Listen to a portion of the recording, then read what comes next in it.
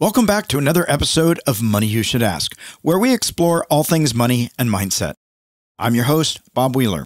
Today and over the next few weeks, we are hitting the rewind button. I want to take a moment to highlight one of our previous episodes that, in my opinion, is a must-listen for anyone looking to take control of their life. The episode we're talking about today is titled, Be a Master of Destiny with Dr. John Demartini. In this episode, we had the pleasure of speaking with Dr. Demartini, a world-renowned speaker, author, and human behavior specialist. His advice on mastering your destiny was not only thought-provoking, but also incredibly practical.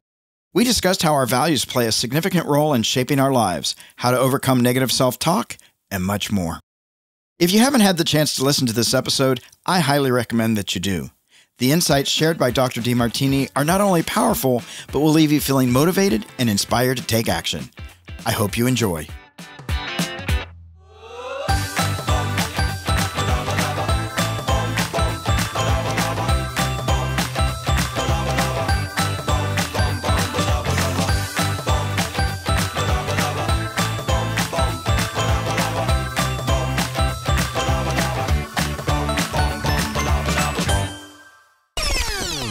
Dr. Demartini, welcome to the show. It's so great to have you.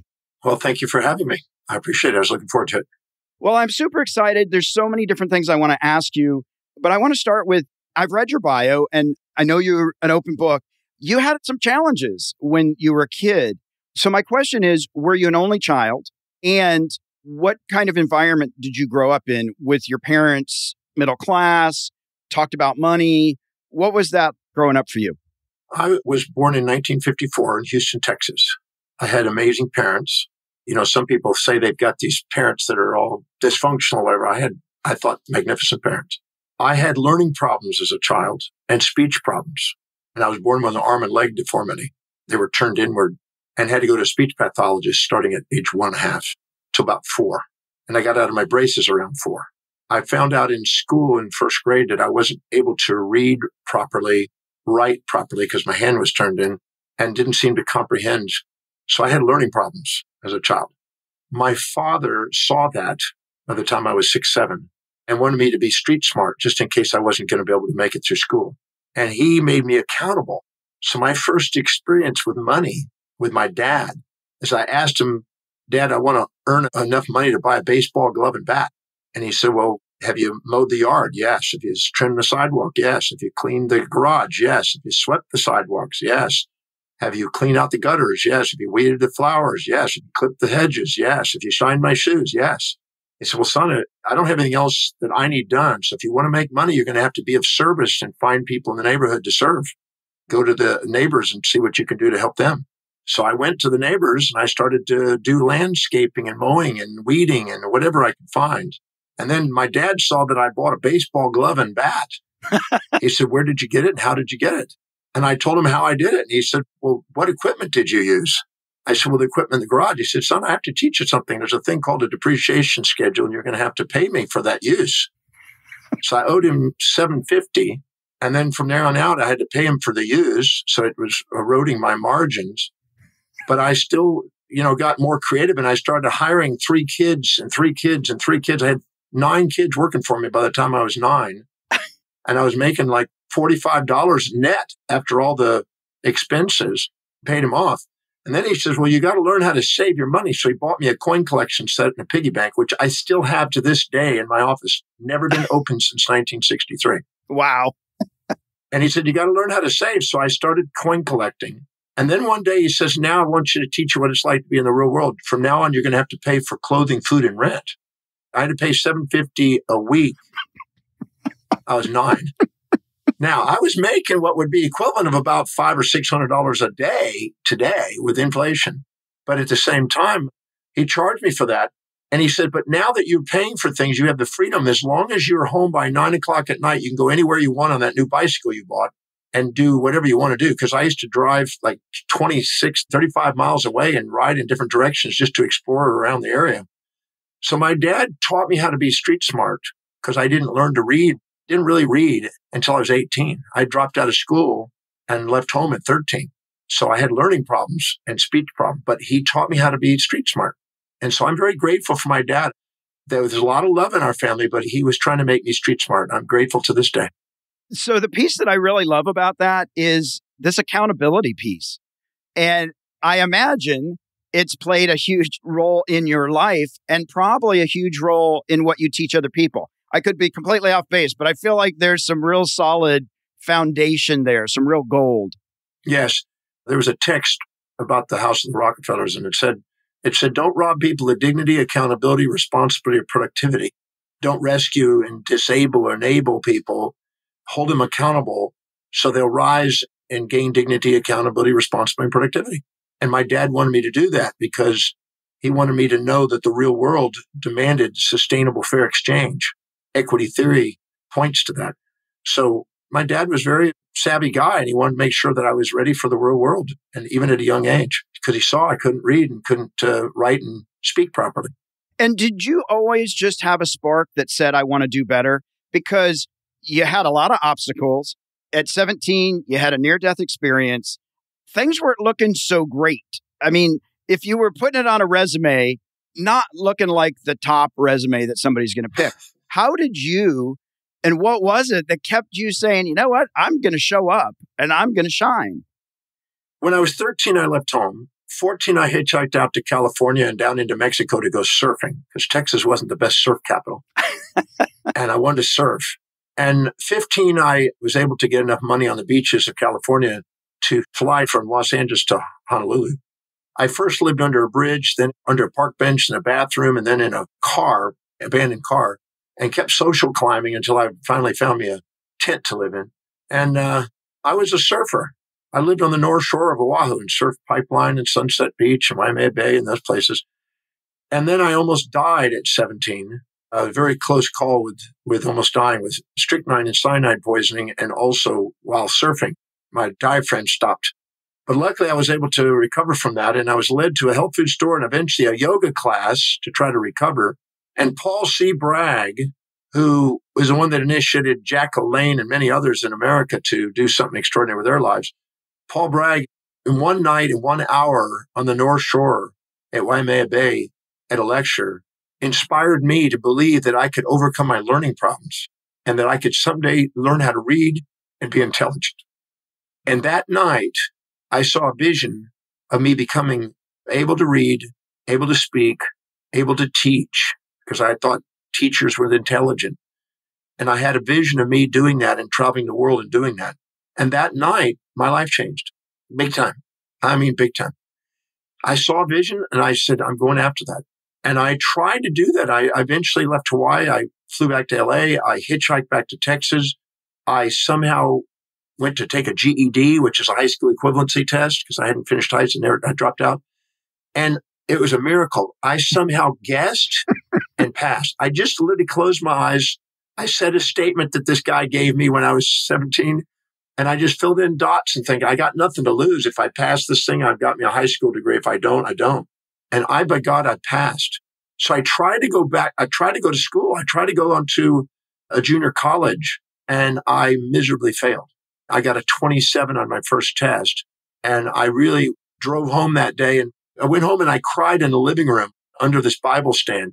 And my mom came home from shopping. She says, what happened, son? What's wrong? She hadn't seen me cry in years.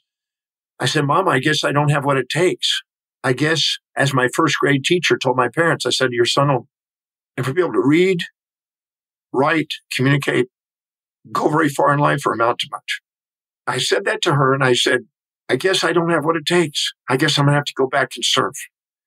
And she said to me something only a mother could say. She said, put her hand on my shoulder and she said, son, whether you become a great teacher and travel the world like you dream, whether you return to Hawaii and ride giant waves like you've done, or you return to the streets and panhandles of bum, I just want to let you know that your father and I are going to love you no matter what you do, boy. And that moment of love made my hand turn into a fist. I looked up. I saw that vision of me traveling and speaking and teaching. And I said to myself, I'm going to master this thing called reading and studying and learning. I'm going to master this thing called teaching and philosophy. I'm going to do whatever it takes. I'm going to travel whatever distance. I'm going to pay whatever price to give my service of love across this planet. I'm not going to let any human being on this planet stop me. I get up, I hugged my mom. I went into my room. I got a dictionary out, a Funkin' Wagman's dictionary, and I started memorizing 30 words a day And my mom tested me on 30 words a day on spelling, pronunciation, meaning. And I worked and grew my vocabulary 30 words a day until I was able to absorb and read and understand. And then I started to excel. And I did not stop. After a year, that's 10,000 words. After 2 years, that's 20,000 words. Today, I've got a lot of words. But what I did is I never stopped reading. I started reading and reading and reading 18, 20 hours a day. I lived in books and started devouring, book after book and anything I could do to try to catch up with the other kids. And I wanted to be a man of letters and be a scholar. And I've just never stopped. And 49 plus years later, here I am. And I'm now traveling the world. I've spoken in 158 countries. And I never gave up on that dream. And I'm still working on that dream. That's beautiful. So I love hearing about all the passion and the drive that you had. And I'm wondering, what would you say to those people out there that don't have a mom that's going to say, get up and fight, and that you're lovable, or that feel like all things are stacked against them, or that they don't know how to read and write? What would you say to those people that would help give them that little bit of passion or motivation to pick up and say, you know what, I am going to bring my service of love and I am going to show up in the world fully and completely? What do you say to those people that don't have a lot of hope? I tell people that no matter what you've done or not done, you're worthy of love. And that no matter what, you have a skill, a talent, a meaningful yearning to do something extraordinary with your life and make a difference. And everybody has a set of priorities, a set of values. If you stick to the highest priority thing that you are most excellent at and target that and don't give up on that and just be relentless in the pursuit of it and build momentum towards what it is you want, and don't turn back and let everything that happens to be on the way. Keep asking, whatever's happening to me, how's it helping me fulfill what's deeply meaningful to me? And don't let the outer world dictate your destiny.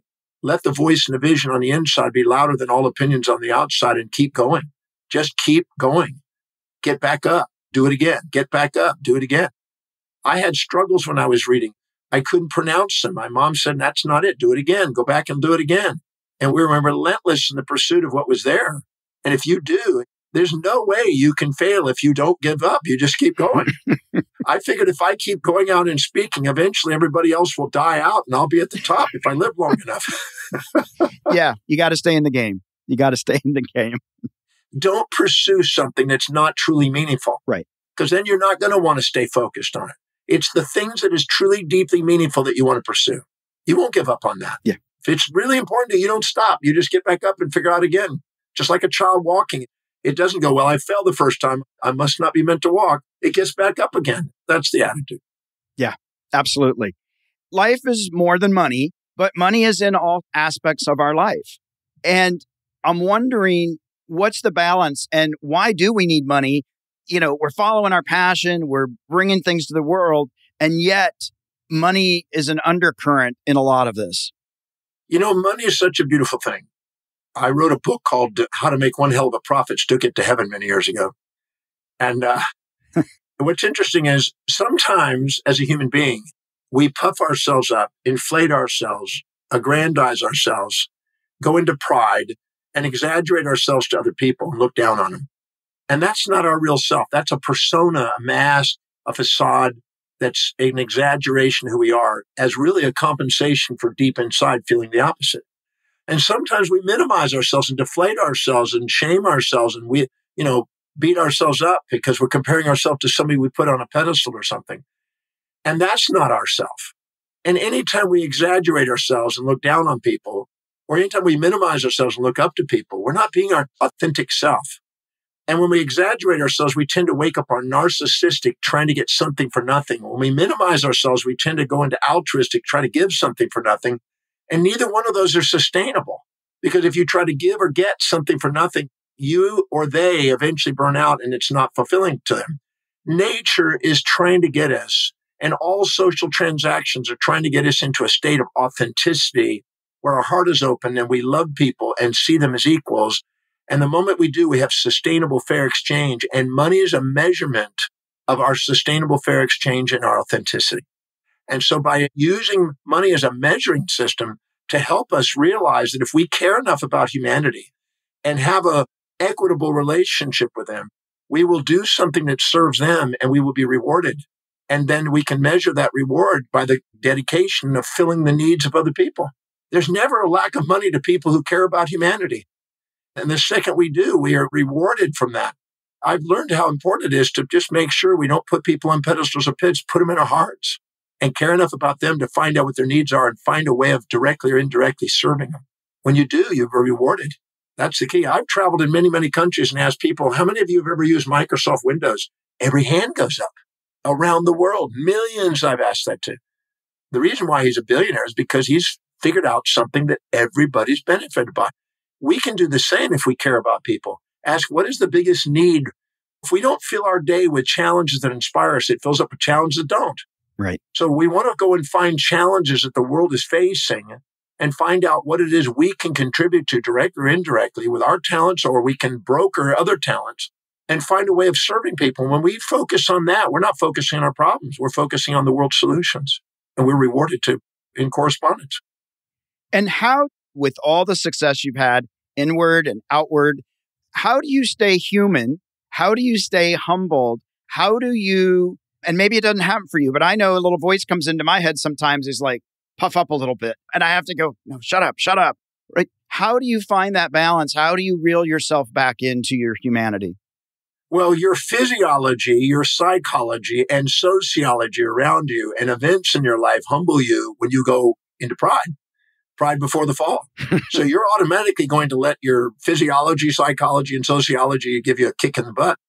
And if you're down, people lift you up. And if you're above, they bring you down. You know, if I walk into a room and somebody says, oh, Dr. Demartini, you're amazing, or something like that. And if I humble myself and I'll say, well, talk to my girlfriend, she has a different perspective, and I minimize myself, they'll lift me up. Right. They'll lift me up. But if I walk in and they go, you're amazing, Dr. Demartini, and I go, I'm more amazing than you can understand. Who the hell do you think you are to even, I'm profoundly more aware than you can even comprehend. Well, they'll cut me down immediately and bring me back into off the pride shit. So nature is constantly trying to get you authentic. And wisdom is letting your physiology and psychology whisper to you before sociology and theology has to kick your butt. If you're not governed from within, you have to be governed from without. I love that. Well, so let me ask you this piece, because there are a lot of people out there, hey, I've done some work on myself. I've done the work. I've self-reflected. I know just enough to be dangerous. And so now here somebody's telling me, really shift your mindset, really come into service for love and charity.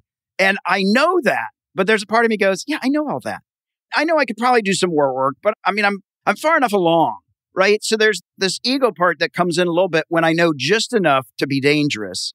So somebody out there listening saying, yeah, I know I could do better. I just know enough not to push myself further because I think I know better. How do we get out of our ego? Because I know I go into this kicking and screaming, but I know when I get vulnerable, when I get authentic, when I get real, the benefits are so bountiful. And yet I resist. Our true ego is not something to shun. It's our false ego. Right.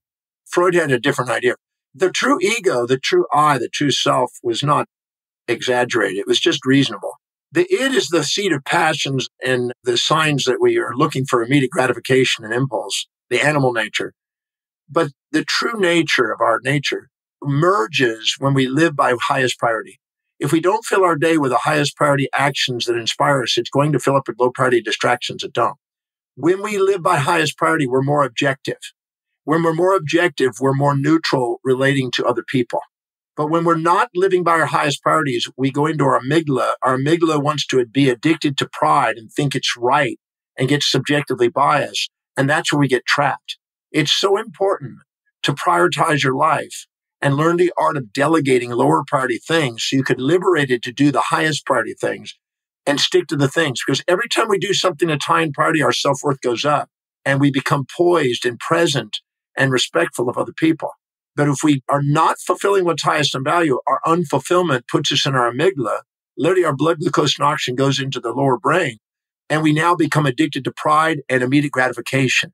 And that's where we get into problems. Our addiction to pride and our immediate gratification and desire for consumption, something for nothing, that's where we run into our snags. It's about prioritization and living by what's truly meaningful, and then realize that without people around us, we can't fulfill our lives. Caring about them with equity is the key to achievement. Yeah. You don't have a great leader in business or a great leader in anything if they're negating the people that are helping them get there. Yeah. Can you say a little bit more about loving people with equity? Yes. If we put people on pedestals, we'll minimize ourselves. Einstein said, if you're a cat trying to swim like a fish and envying somebody else and trying to imitate somebody else, you're going to beat yourself up. And most people are afraid of upsetting the herd, and they want to be fitting in instead of stand out. And they don't allow their authentic self to rise and be unique. How are you going to make a difference fitting in and being like everybody else? You're going to make a difference by standing out and being you. The authentic you, the magnificence of who you are as an authentic being is greater than all fantasies you may impose on yourself by trying to fit in. So giving yourself permission to not put people on pedestals or in pits. If you put them in pits, you're going to project your values onto them and expect them to live in your values, which is futile. And if you minimize yourself, you're going to expect to live in their values, which is futile. Futility, it comes from judging. But when you love somebody with equity, you don't try to change you relative to them or them relative to you. You care enough respectfully to communicate caringly what you feel is important in terms of what they feel is important. And that's the game of communication, respect. That's called love. And when we do that, we end up with great rewards in life.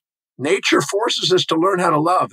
Every symptom in our business, every symptom in our life is trying to teach us how to be ourselves and how to love people. We all want to be loved and appreciated for who we are.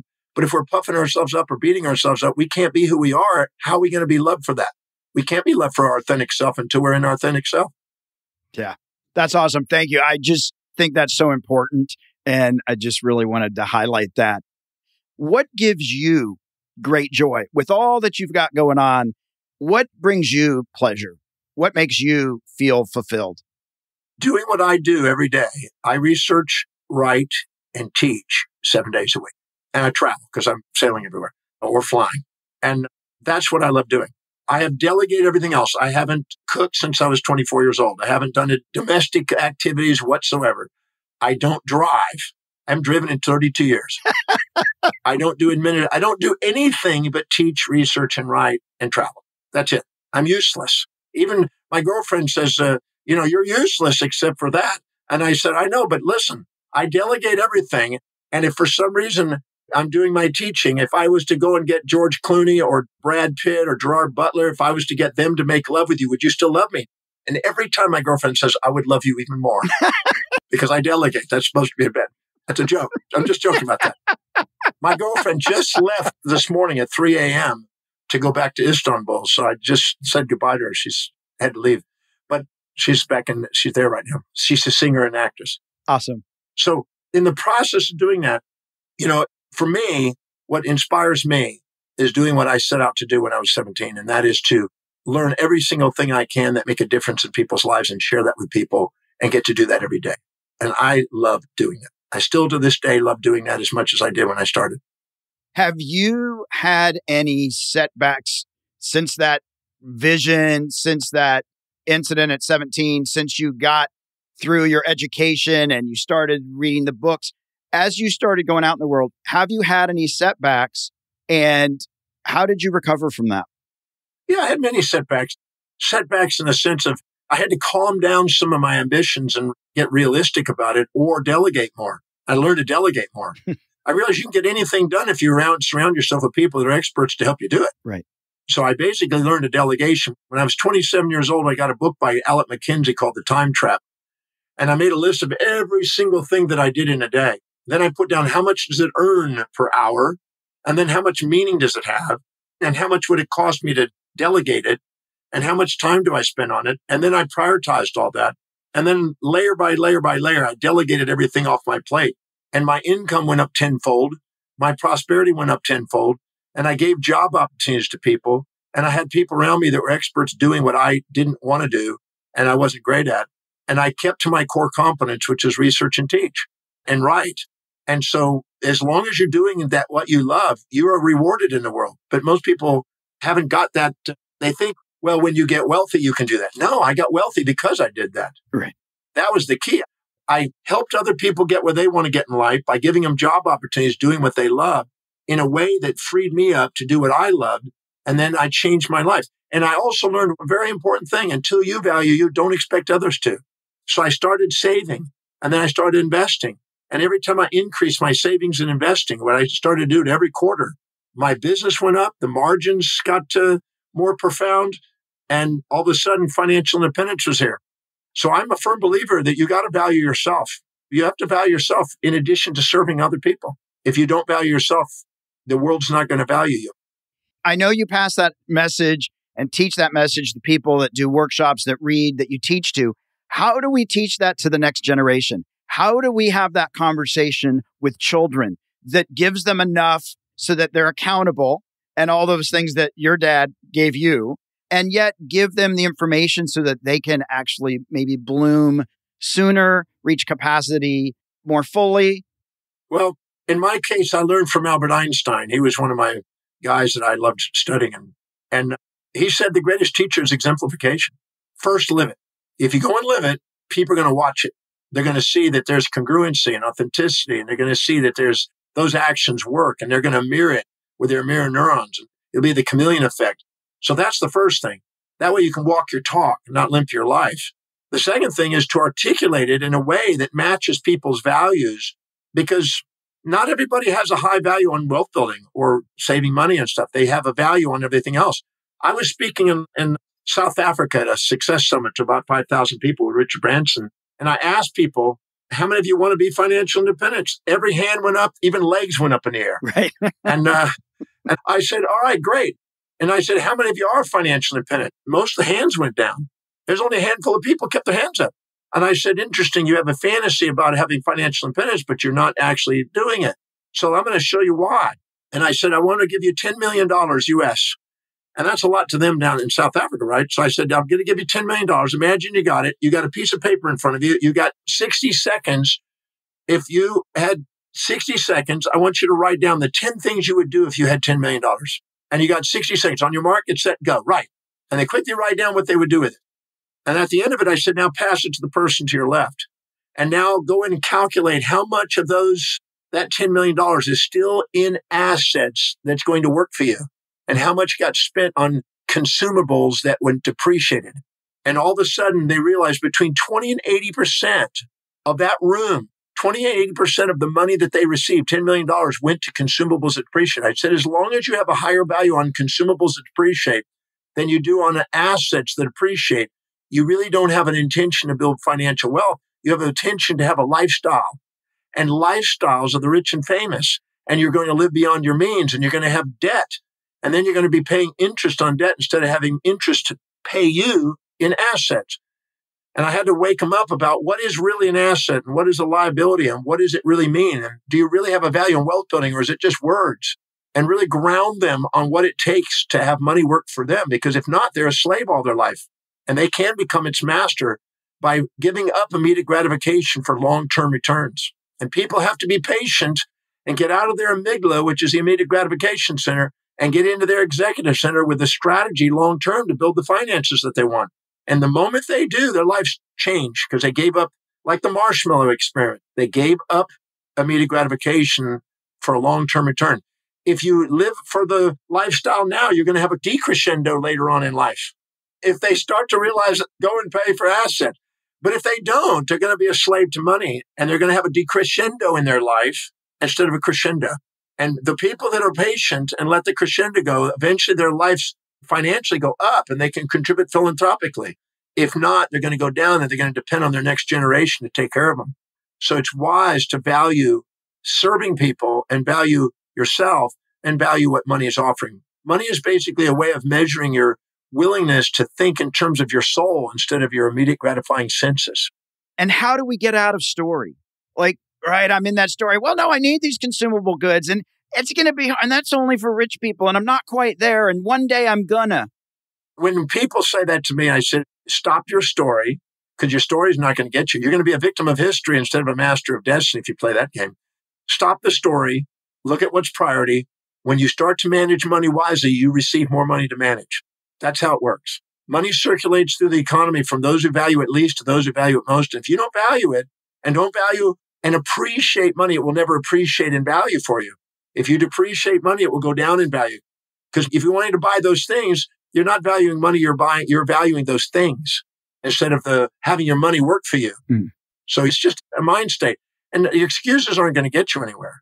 What's going to get you somewhere is taking highly prioritized action strategically and doing the things that have proven to work. And there is a science to it. And it's not that hard. It's not rocket science. I've taught thousands, millions of people how to do it. And I got tons and tons and tons of people, thousands of people who have done it. All my kids are doing it. I've watched them. They've learned how to do it. They take a portion of whatever they earn and they put it away, and then they earn more money, and then they put more away, and then they earn even more money, and they put more away because they're managing money wisely. Yeah. And when they do, they receive more to manage. That's such an important thing because I know we love our stories. We know them so well, and we love to tell them. And the sooner we can let go of them and actually move past story, it's all there. It's all there if we want it. Well, anytime we look outside ourselves for our problems, we're going to look outside ourselves for our solutions. But if we look inside and realize it has nothing to do with the world around us, it has everything to do with our perception, decisions, and actions. And those are the three things we have control over in life. We can transform our perceptions, our decisions, and our actions. And there's nothing stopping us from that. Nothing. All that is excuse. The reality is, William James said the greatest discovery of his generation is that human beings could alter their lives by altering their perception, decisions, and actions. We have the ability to change our perceptions. And if we do, our lives change. Mine changed the night I met Paul Bragg. I was a long-haired hippie surfer kid living in a tent who couldn't read, was a high school dropout, was living, literally day to day on about $2 a day. And my life changed. And today I have a completely different life, all because I decided that I was going to start filling my mind with the highest priority ideas by the greatest minds who ever lived. And I was going to start applying the principles that I learned from those who have mastered their skills and start to change my life. And if I give myself excuses, I won't get there. But if I give myself priority actions, I will build momentum and it will be destiny. Did you ever follow back up or have any more communication with Paul Bragg? Or was that 1 hour it? That was the only time. Well, I got to spend time with him for the next 3 weeks. He had little classes in the morning at 7:30 in the morning in Derusi in Waikiki area. And I had hitchhiked across the island to go be with him every morning. So I did 3 weeks with him. And then that was it. I never saw him again. But I know his daughter, and his daughter attended my breakthrough. I was teaching a breakthrough experience at the Waikiki Hyatt. And in the back of the room, a little 4'7" height woman came in with a hat on and a pink outfit in the back. And I took a break and she came up to me and she grabbed my hands and she said, "That was inspiring." She said, "You remind me of my father. I'm Patricia Bragg." Wow. Wow. That is so amazing. So I never saw him again, but I'm still friends. And Patricia Bragg contacted my daughter and encouraged her to follow in what I do today. My daughter is teaching now and also doing it and saving her money and she's going to be a multimillionaire without a doubt because she's working and serving people and working efficiently. It's amazing. And what's amazing and what I really want people to hear is you took an hour out of your life to hear a message that then you took 3 more weeks to just sort of fine tune, and you took off from there. And it didn't take you 800 years. There was a lot of other things at play, but that moment of messaging, that moment of inspiration was literally a choice to go and hear somebody talk and take in what they had to offer. That night was so inspiring. When he spoke and he took us through this guided imagery meditation kind of experience, I closed my eyes and I went into this meditation and I saw a vision. That vision is painted in my office. It's a 5x4 painting by a famous painter. Painted what I saw. We captured in a painting. So inspiring. I looked around the room when I came out of my little meditation, opened up my eyes, and there's not one person there with dry eyes.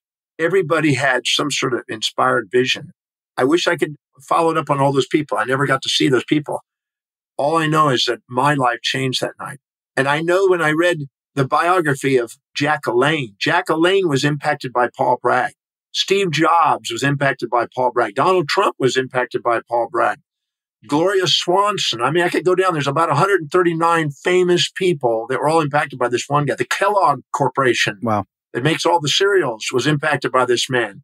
There's amazing people that were impacted by this guy. And he was inspired and he was an enthusiasm for health culture. Yeah. He opened up 1,000 health food stores across America to try to help people live more healthy lives. My life changed because I met one man, and I had a dream to do that with other people for other people. I love that story. I have to ask, is legacy important to you and why?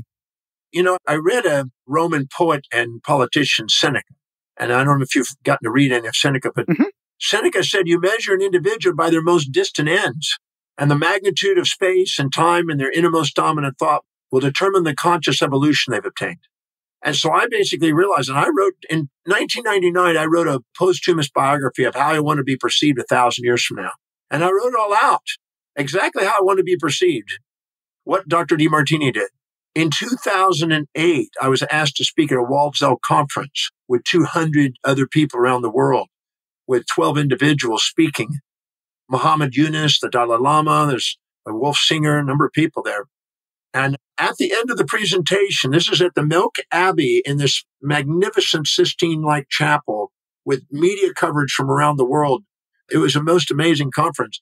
At the end of it, they took us into the library at the Milk Abbey and put us in a semicircle and handed us a stainless steel cylinder about 1.5 foot long maybe. And in there was 365 quotations and my Demartini method, which is a conflict resolution process, which I was speaking on. And they put it in calligraphy paper, put a golden ribbon around it, and sealed it airtight. And we processed it down to the Infinity of Divinity library shelf in this special vaulted room that they store rare manuscripts for 1,000 years and put it in the Infinity of Divinity library shelf to be stored for 1,000 years. So I'm a believer that if we're immortal souls, we can set immortal goals. And my goal is making a difference in 1,000 years from now is now sitting in that abbey. My work is sitting there and it'll be opened 1,000 years from now. So I'm a firm believer that what we set in our mind can become our reality. And I am a firm believer that most people are waiting to see what happens instead of making what happens. And living by design, not duty, is way more powerful. So you want to give yourself permission to design your life and define how you want to feel your day and how you want to feel your week and month and year and decade and generation and life. Because if you don't get up in the morning and dedicate your life to what's inspiring to you and the fulfillment and financial dreams that you have, somebody's going to get up and do what they want. And if you're not living by design, you're living by duty, as I said. And if any area of your life you're not empowered in, people are going to overpower you in. So don't be a victim of history, be a master of destiny. Take command of your life. I'm absolutely certain it can be done. I lived literally under a park bench at one time. I used to go into diners and find food on tables and eat. So I know what it's like to have nothing. I live in the biggest yacht in the world today. And I'm absolutely certain that you can change your life. And it has nothing to do with anything but your actions, perceptions, and decisions in life. So don't blame anybody on the outside. Go inside, be resourceful, and take command of your destiny. And it's not to simplify it, but it really is that see your future, be your future. If you can envision it, if you can manifest it. And absolutely, it can be that simple if you're willing to let go of ego. Well, what we do is we subordinate to outer authorities, right? Mothers, fathers, preachers, teachers, conventions, traditions, and mores, instead of allowing the inner authority and your own divine connection to guide you with inspirations towards what it is you really want to contribute in the world. We all want to make a difference. I was speaking at Krugersdorp Prison, in maximum security prison in South Africa, to 1,000 uniformed inmates there for 25 years to life. And I asked them a simple question because I had 6 guards around me and I had the warden there and I was in maximum security 3 stories underground. And I asked them, how many of you, no matter what you've been through or gone through or been through in your life, how many of you deeply want to make a difference? Every hand went up spontaneously in 1/100th of a second. It's innate within us to want to make a difference and to contribute. And I don't care what we've been through, deep inside, that soul's yearning to do something magnificent. So don't let anything, nothing on this planet interfere with that. When you have a vision greater than your obstacles turn into opportunities. I do so believe that we all want to make an impact on the world. And I think there's a lot of shame that gets associated with that. People shame us for saying we want to empower the world. Who are we to make a difference? And the truth is all of us are enough to make a difference and be allowed to have that desire. And I do believe we deep down, we all want to be in connection. We all want to be loved and we all want to make a difference. We want to have impact and know that we mattered. Absolutely. Can I share one story real quick? Yeah. When I was 18 and I started to go back to school, and I started to read and get my vocabulary, and I was starting to pass. I sometimes carpooled with this other guy who was an engineer, or, wanting to study engineering. And he had a dream to build magnetic trains. And he designed them, and he studied it inside and out. And I had a dream to be a teacher traveling the world. And we would talk on the way there to school, and we'd talk about our dreams. And one day he had another friend join us in the car. He sat in the back seat, who was a bit pompous and a bit arrogant. And he said from the back seat, "You guys are crazy. Come from a small town. You don't even know how to read, Demartini. You're just learning how to do this. You guys are pipe dreamers. You're going to probably work in a cotton factory. Come on, get real, man." And he put me down, and he put the other guy down. And so we decided we weren't going to give him a ride. Good choice. We thought that his opening of his mouth was at the wrong end, that kind of thing. Yeah, exactly. So anyway, we went about our business, went on our way. The gentleman went on to make magnetic trains they're used today. Now, about 2 years ago, I was doing a webinar, my own webinar, and all of a sudden that guy in the back seat came on the webinar, and he typed in a message. I won't give you the first word or the first few words. He said, "You friggin' did it." I didn't give up. Yeah. So they laugh at you. They ridicule you. They put you down because they envy your commitment. Do it anyway. Do it anyway. And the people that ridicule you will be the people that will eventually respect you. I promise you. I so appreciate you sharing that story, because it does come full circle. Even if we don't always know it, it does come full circle. It does come full circle. Yeah. Well, Dr. Demartini, we are at our Fast Five, which is brought to you by Cube Money. Cube Money is an envelope system made easy. It's real-time financial awareness without the hassle of tracking expenses and carrying cash.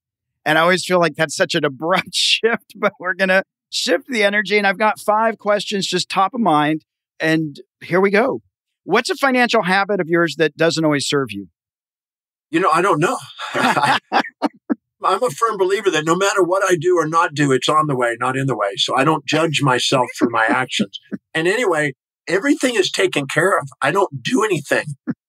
I don't even do transactions. I have people taking care of them. So I don't have anything that I can screw up on. And how do you know to trust those people, right? Like, you've got people doing that. Because I was going to ask you, do you look at your finances? How do you know that you've got people around you that you can trust? It's all automated. Okay. It's automated and delegated. And the people I delegated to, if it's not highest on their value, where they're absolutely inspired to do it, I don't hire them. Well, there you go. And I make sure that they're getting a win out of it. If it's not a win-win, they're going to want to get something for nothing. If I do a win-win, they're going to want to continue to do it. That's the key to sustainable fair exchange. Yeah. Your bio says you travel 360 days a year out of 365, in case anybody doesn't know how many days are in a year. Do you plan your fun time? Do you schedule it out? But my fun time is my life. When you're doing what you love and what you do, you don't need to escape. My fun time is what I do.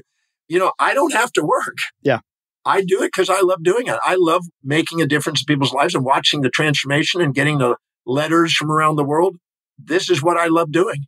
Now, I may go off and as I sail into some place, or I may go walk on an island. The other day, I walked with the monkeys and went down a river, on rapids. I do some things like that. But what I love doing is this, and I do this pretty well 7 days a week, most of the day. So that's my fun. I don't need to escape. I don't have Monday morning blues, Wednesday hump days, thank God it's Fridays, a week friggin' ends. I don't need to get a break or have a vacation or, retire. None of that means anything to me. I'm 67 and I'm still frank going. I don't have this desire. I don't have to work. I do it because I love to, not because I have to. Yeah, absolutely. What is your favorite investment, like a return on investment? Like, is it, investing in notes, or what gives you joy and excitement on your investments? Well, I started doing index funds in 1987. I started investing in 1983, 82, 83.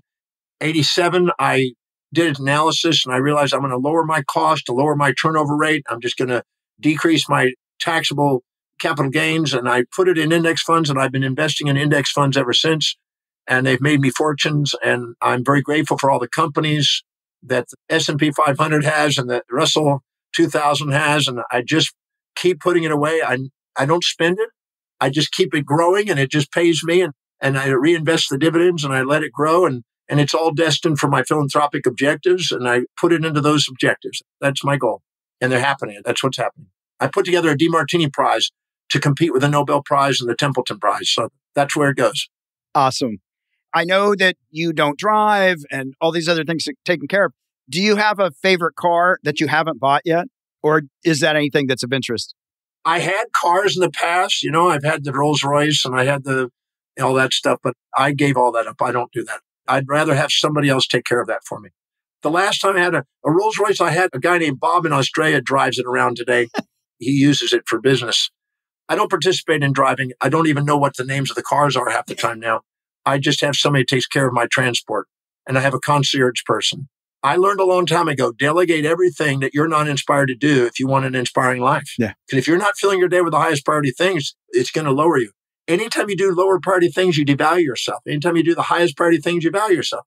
So why would I want to do anything less than what I love doing, which is teaching and researching and writing and traveling? That's awesome. And traveling is amazing. Let me ask you this. We are at our M&M moment, our money and motivation sweet spot. Can you give the listeners a practical financial tip or a piece of wealth wisdom? You've talked about investing, just something that people can say, yeah, I could do that. I can do that starting today.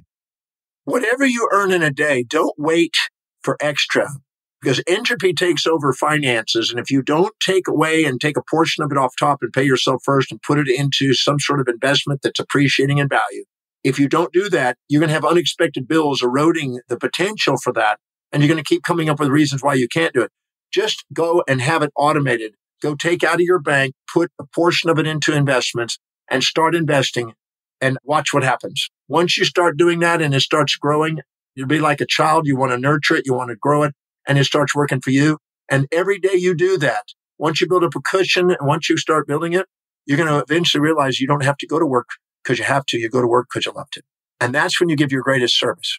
That's awesome. And it does. It becomes addictive in a good way when you see that money start to grow. It's sort of, how much more can I grow this week? It's sort of fun. Well, Dr. Demartini, you've shared so much information. And I think really my biggest takeaway is the piece about service of love, coming from a place of doing things that benefit other people, going above and beyond ourselves. And this loving with equity, I think, is so important because I think so many times we do measure and we're not equitable in the love that we give or receive. And just to have that intentionality, that awareness.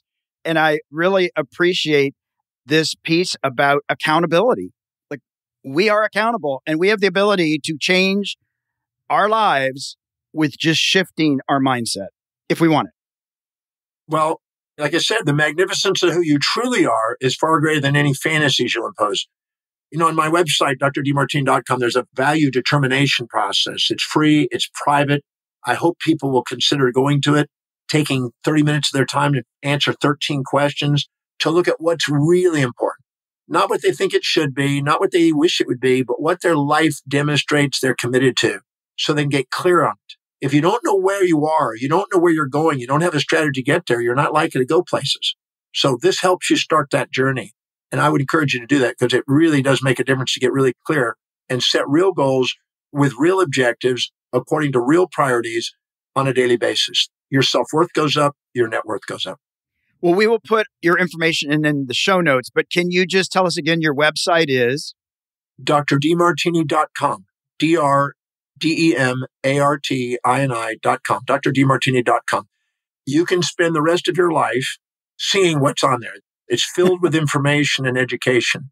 Thousands of podcasts and newspapers and magazines and radio and television and YouTube. It's there to be an education source for people to go and do something extraordinary with their lives. Well, that is awesome. We'll make sure we put that up. I'm assuming that they can find your books there as well if they want to go out and read those great books. And I so appreciate you taking the time today to share with our listeners and really just keep paying it forward. So thank you so much, Dr. Demartini. Thank you. Thank you for the great interview. Thank you.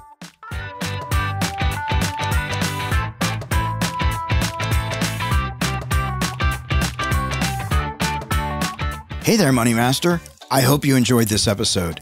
Did you learn some valuable insights around your relationship with money? Our guests shared some of their financial epiphanies. You might have experienced one too. Don't just sit there with that aha moment. Share it with us and the world by leaving a review on Apple Podcasts or your favorite podcast platform. Or leave a comment on one of our socials, @MoneyYouShouldAsk. Let's spread the word and help others explore their financial health too. But that's not all. Do you want to live in abundance and build wealth that can sustain you and your family for generations to come? It only takes one thing: the willingness to change the way you think about your money. It's time to test your money nerve and discover what's been holding you back from financial freedom. Take the free quiz now at themoneynerve.com and begin your journey towards a prosperous future.